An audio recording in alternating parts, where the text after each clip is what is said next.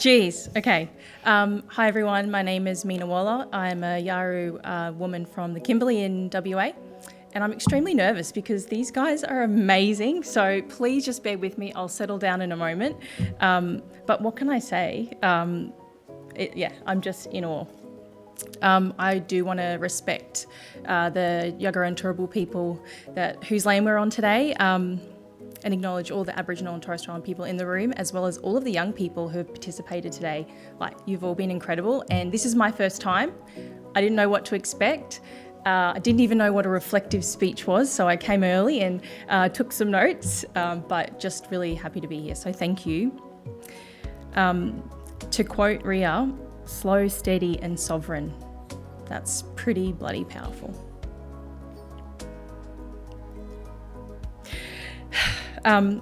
So the impact of intergenerational trauma, racism and discrimination, socioeconomic disadvantage, the climate crisis, they're even more relevant today, and in understanding the experiences of young people. Culture is a powerful protective factor in fostering a sense of identity, resilience and community connectedness.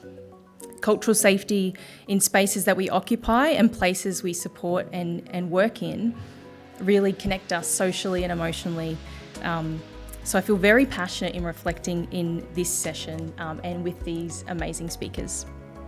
I was also really lucky to talk to some of them earlier, and you can understand why I'm feeling a little bit daunted because I knew what I was getting myself into. So Estre, Maz, Kenesha, Ria, Peter, thank you. Estre, why we need our elders. Listening to you speak about connecting to elders brought me back to many memories with my grandmother, learning about plants and animals, exploring and being curious in nature, feeling really connected to country. It reminded me of listening to stories from my pop and his life of adventure, from losing his parents at a young age to being taken as a child from his family, then to finding his way home and pioneering in different industries, travelling around the country as an inventor.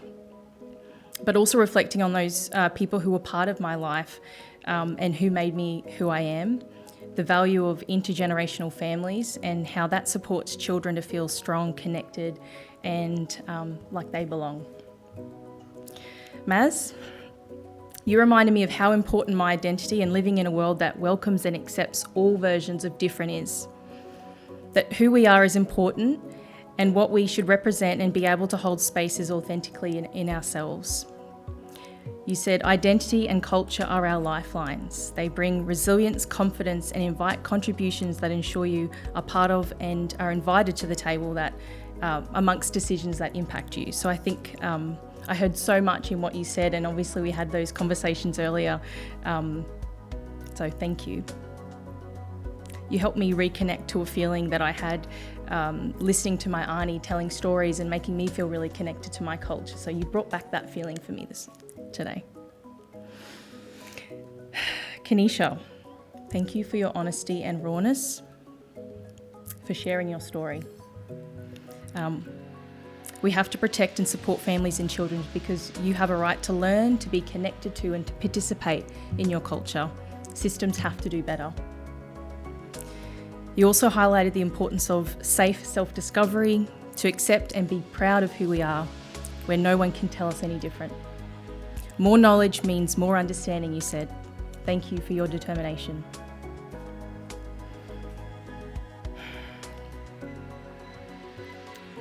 Ria, your reflection was powerful. You are powerful. What you shared was a stark reminder that we must act now to protect our environment, that we must honour spiritual and cultural connections and practices. We need to listen and learn from communities who are experiencing this firsthand, that young people have a valuable voice in decisions that impact your future and for generations on. As a young Torres Strait Islander and Punjabi woman, you are breaking the cycle. Thank you. Peter, thank you for sharing some of your culture and identity with us today. That was really beautiful. Your experiences and insight that you bring and your commitment to your community are such fundamental principles for social impact. And they highlight that inclusion and belonging really means something to everyone. You said identity isn't something to erase, it's something to honour. It's not what you bring with you, it's what you hold on to. And this reminded me of the lessons that my father taught me, and still to this day when he can, about his values and how they have changed and shaped who I am. And he talks about rights, reciprocity, relationships, responsibility and respect. And I heard all of that through what you shared with us.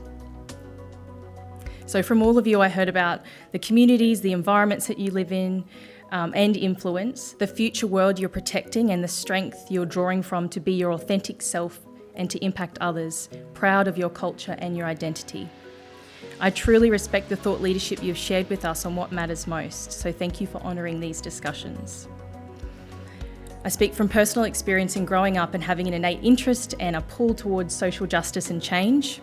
An important part of my journey in growing the collective consciousness, in connecting thoughts to practice, and in elevating my impact was through formal learning and experiential leadership opportunities.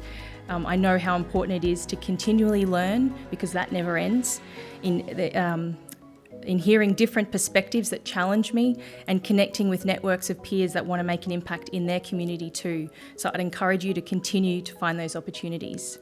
Australia needs bold leaders, fearless advocates and passionate souls. It needs you. Having led a child rights organisation in Queensland, I know how important it is that young people are seen, heard and can participate in decisions that affect them.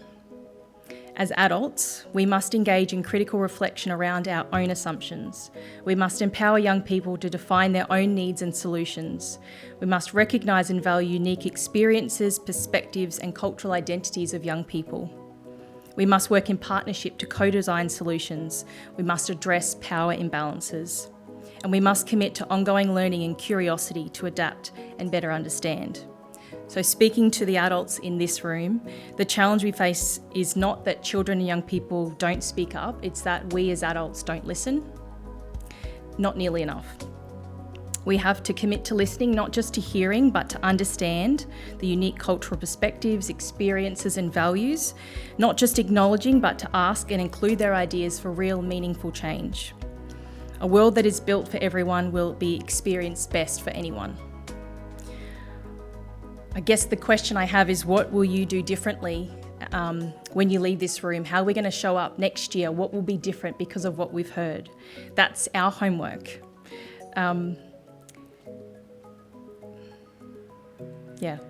The future won't change if adults and decision makers don't get out of the way. And to quote Peter, we are doing something that is bigger than ourselves. So thank you all so much.